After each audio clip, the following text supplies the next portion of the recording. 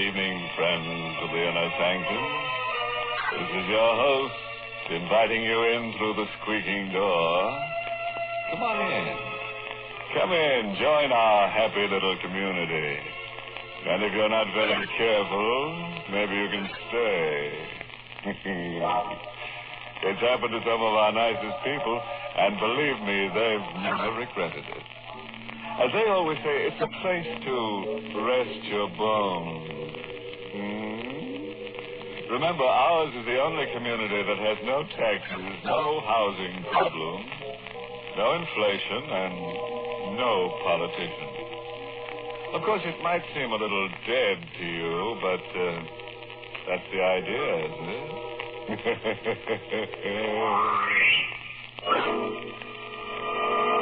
Suppose we get down to brass tacks. And I do mean the ones that go around the edge of a coffin. Huh? Well, don't sneer. I've heard better jokes myself, but remember, he who laughs last laughs best. And, brother, when we in the inner sanctum laugh, we're laughing last. Meet Laura, a nice girl in her 30s who had an uncle and worried about it. It was a pleasant life at Green Tower. It was pleasant being mistress of the huge, time-worn house and the fertile acres that surrounded it, and the money that came in regularly, always. It was pleasant being married to Tony, who was very handsome and very gay, and who, they said, had married me for my money. Perhaps he had, but he was fond of me anyway. I'm sure he was, even though he was younger than I. But only a very little younger. It was a pleasant life. Until Uncle Edward came home. Tony had gone out to the village, I think, to pick up something or other. I was alone. Tony, the door's open, darling. You know I never lock it. Did you have a nice time buying things, Tony? Who, my dear Laura? It's Tony. Oh, Uncle Edward. Yes, but I haven't returned from the grave, my sweet. I didn't think you had. Hello, Uncle. That welcome could very easily be warmer and still not be overwhelming. I've been away a long time. And for a change, Green Tower seems attractive. Does it? Which is rather a pity. What do you mean? Selling it. You're not going to sell Green Tower. Oh, yes. Yes, I need the money. Uncle, you can't sell Green Tower. Well, it's mine. Of course I can sell it. But... And who is this Tony? Tony is my husband. Oh, really? Well, my congratulations. And I take it he thinks you own Green Tower. Yes. And thinks you have money as well. Yes. Uncle, I thought I saw someone in the garden. Uncle, please. Still. It's so infernally dark out there, I can't see. Might be some burglar fellow. He was standing with his back to the room, peering out into the garden.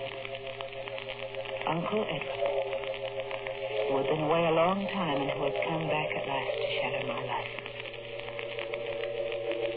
He was not a very big man, my uncle.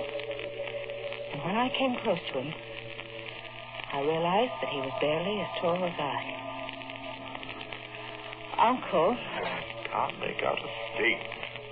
Those blasted shadows. He was looking out into the garden for an imaginary burglar, while I stood behind him with the old French paper knife my mother had left me. I tried again.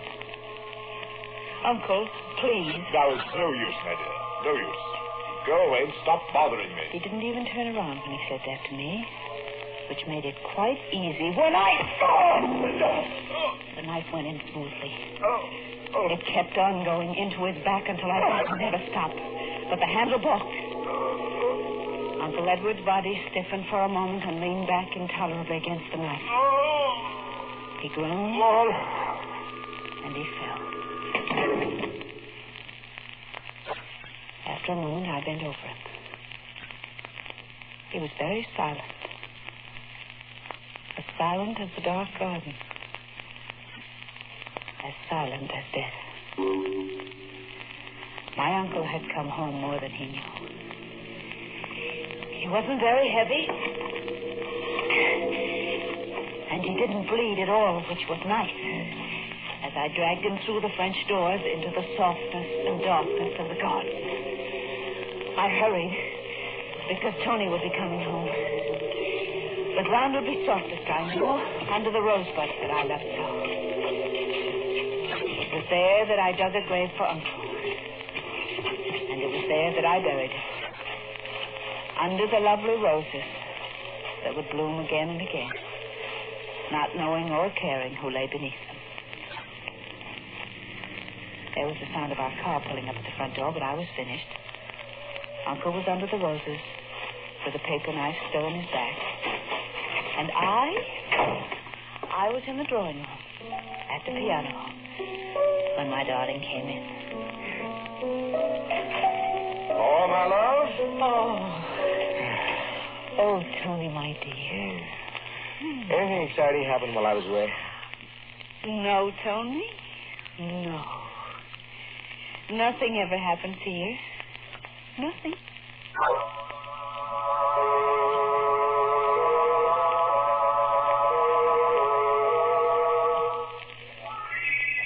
Oh, it's pleasant having breakfast in the garden, isn't it, Tony? Mm-hmm. Except for, look. Oh, dear. Mr. Stokes. Mm-hmm. All went bad. Well, he's a very nice old gentleman, but he does talk a lot, and... Good morning, good morning. My, what a lovely sight you two make.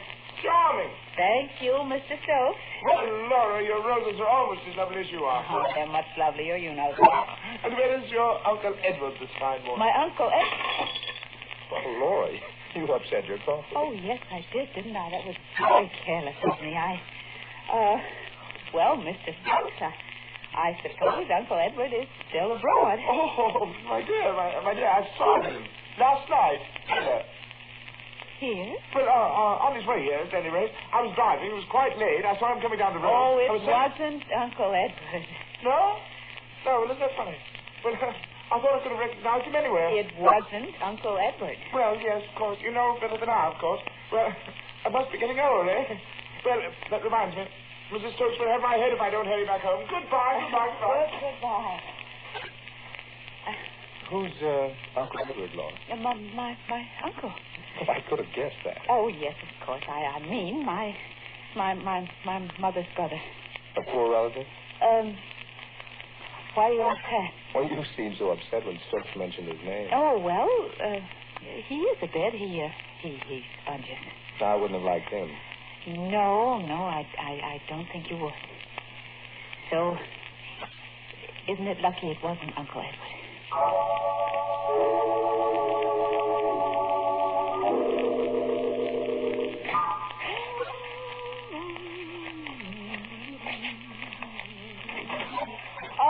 That you, Tony? Yeah, I'm going down the road to the Carter. Do you want to come along?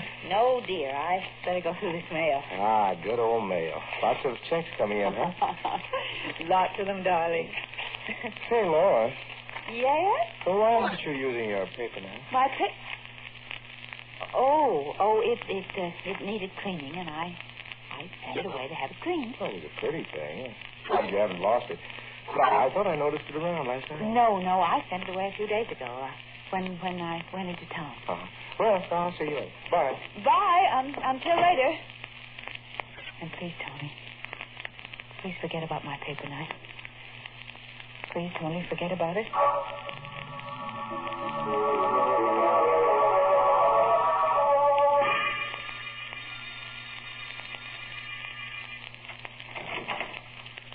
Oh, hello.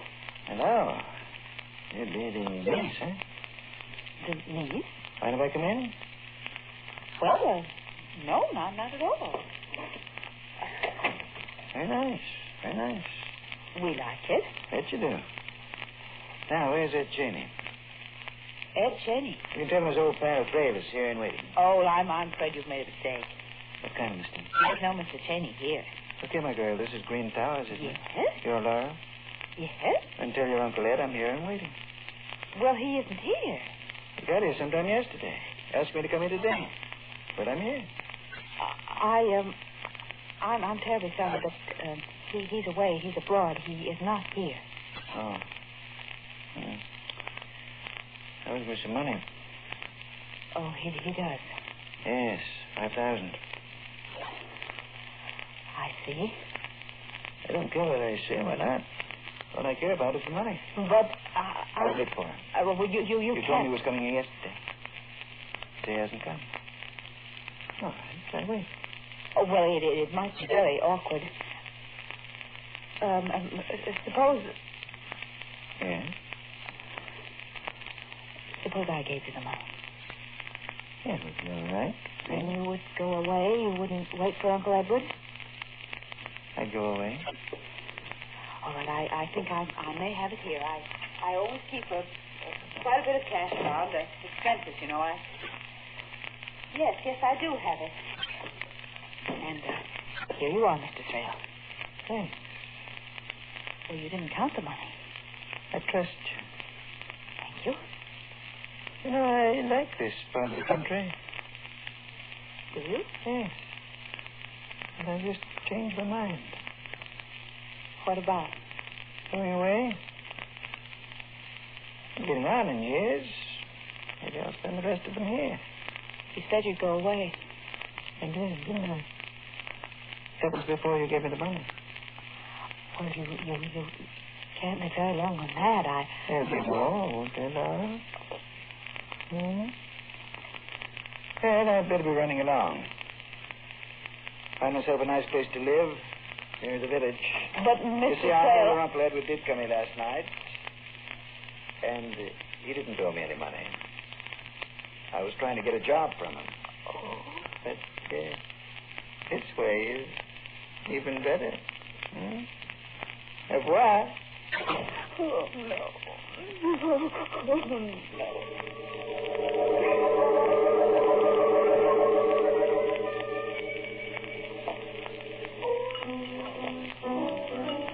Gents, getting late. I'll be gone. My new little gray home in the west, That'd nice. Old man Thrale will be back, though. Buy all the drinks you can stand.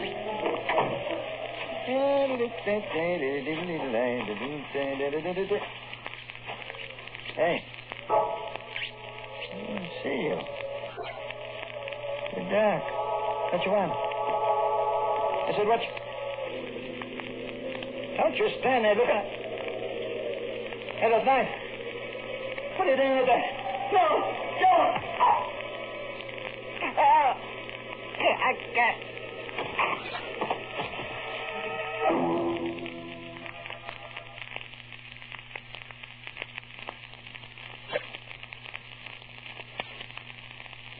Well, you're all here waiting, eh?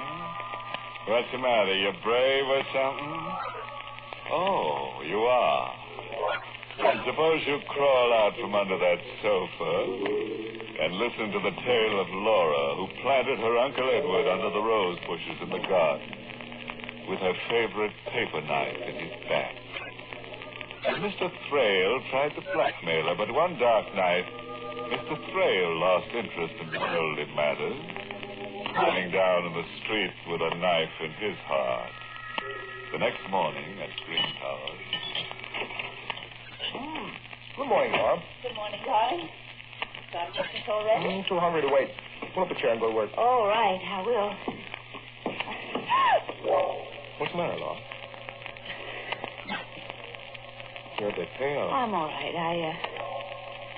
Tony, who put those roses on the table? I did. They're blooming. I know how you love them. Well, thank you, darling. Say, terrible thing in the papers this morning. Oh? What? Someone stabbed to death in the village. Really? Stranger hereabouts. He was at the village bar, throwing a lot of money around. Walked out. Somebody evidently wanted the rest of his money, so he got a knife stuck into him. Oh, how dreadful. What was his name, Tony? That was a funny name. Hard to remember. Oh, yeah. Yeah, Thrale. Yeah, that's what it was. Laura, what's wrong? Oh, no, nothing. I do think, though, that those roses have given me a headache. Their odor's so strong. Oh, that's a shame. Well, I'll get rid of Oh, will you? Thank you. I'll go and lie down for a while. Maybe my head will feel better. Yeah, you do that. Yes, I may even be able to sleep again.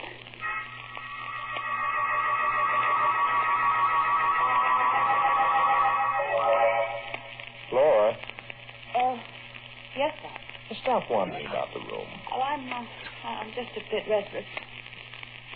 Got your paper knife back from the cleaners yet? Paper? Oh, no, not yet. It's taking an awful long time. Hope they haven't lost it. I hope not. Tony. What? There are no roses in this room, are there? Who? Well, then why is the odor of roses so strong? Oh, I'm worried. Why? Because there is no odor of roses in this room.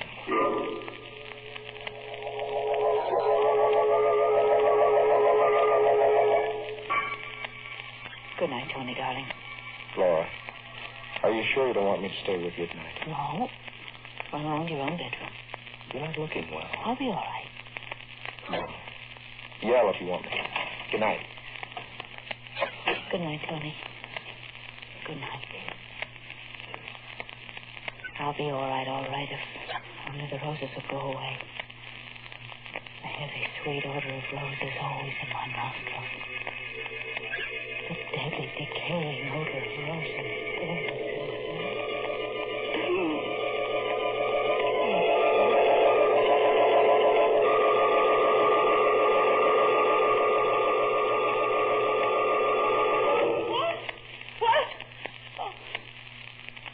For goodness sake, I went to sleep. And it was nothing. No.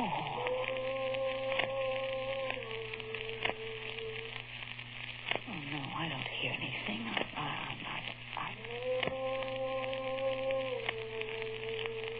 The voice is coming from the garden. Good. I've got to get on and see. Just see. Now, there's nobody in the garden. Nobody at all. There's the plum tree, just as it always is. And the vegetable patch. And the lawn where we play croquet. And the rose bushes, too. The rose bushes. And out of the rose bushes, a man is standing up and it's my uncle. No!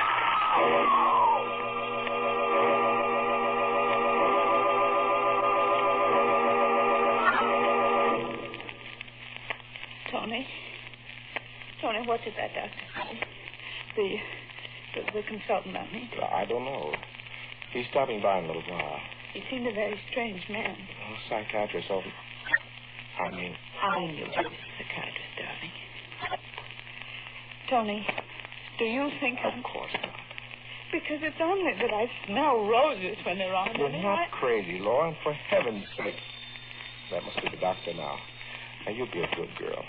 I'll see him, and I'll be back very soon. You try to sleep? Yes, darling.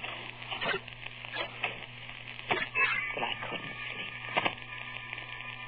The odor of roses was so terribly strong. I thought, all right, perhaps if I got out of bed and maybe lay down on the floor where the fresh air from the air conditioning machine was stronger, perhaps there I'd be more comfortable. But... And for a moment I thought it was funny as I crawled about a bit on the floor on my hands and knees until I found the place where the fresh air was supposed to come. Then I began to laugh. And I laughed.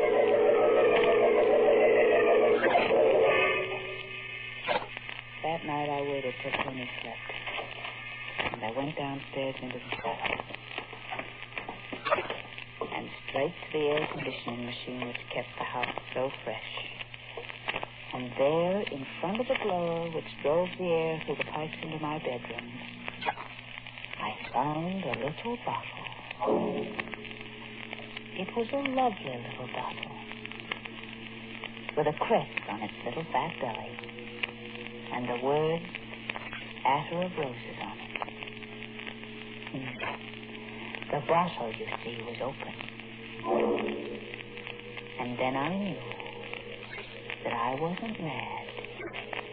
And I also knew that the time had come for me to find my paper knife again.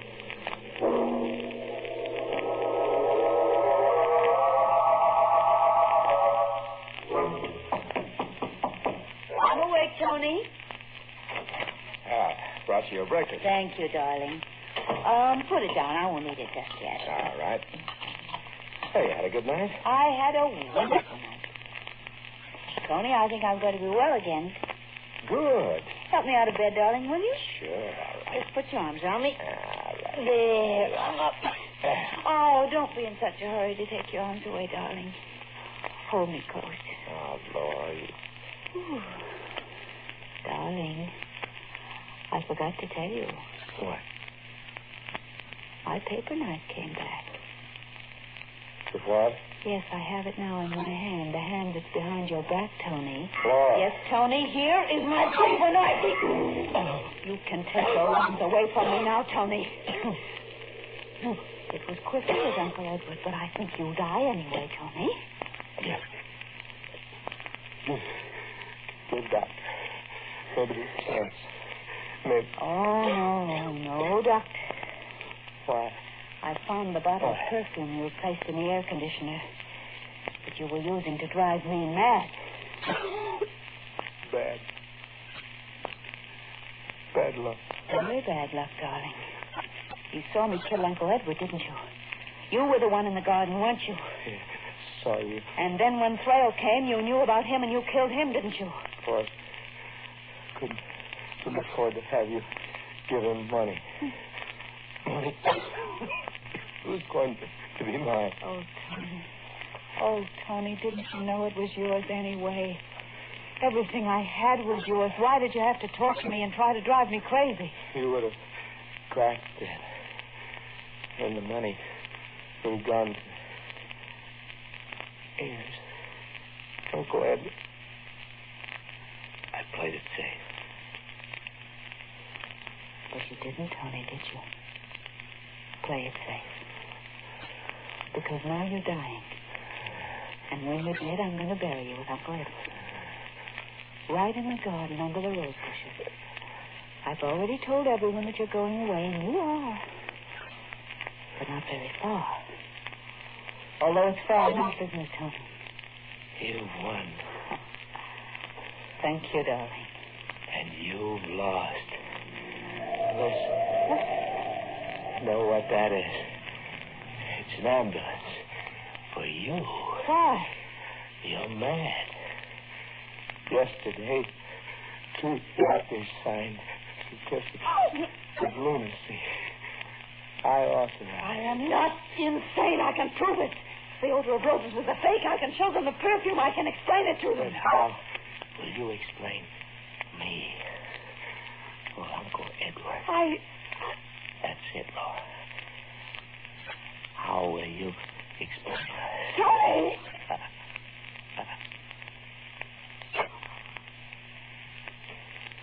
Tony. Tony! Wait!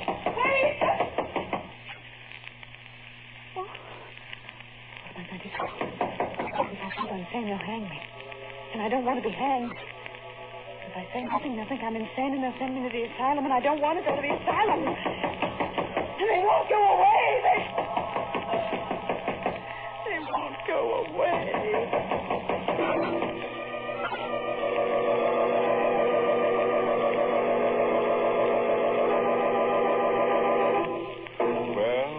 Well, that's the end of poor Laura, who was a handy girl with a paper knife, but who didn't do so well with her spring planting. Oh, and while I amble down to Green Towers to find out whether Laura's spending the winter in a padded cell or at the morgue, let me give you a bit of earnest advice. Never plant your uncle in the rose bushes if you're allergic to pollen. You might get a bad case of springy fever.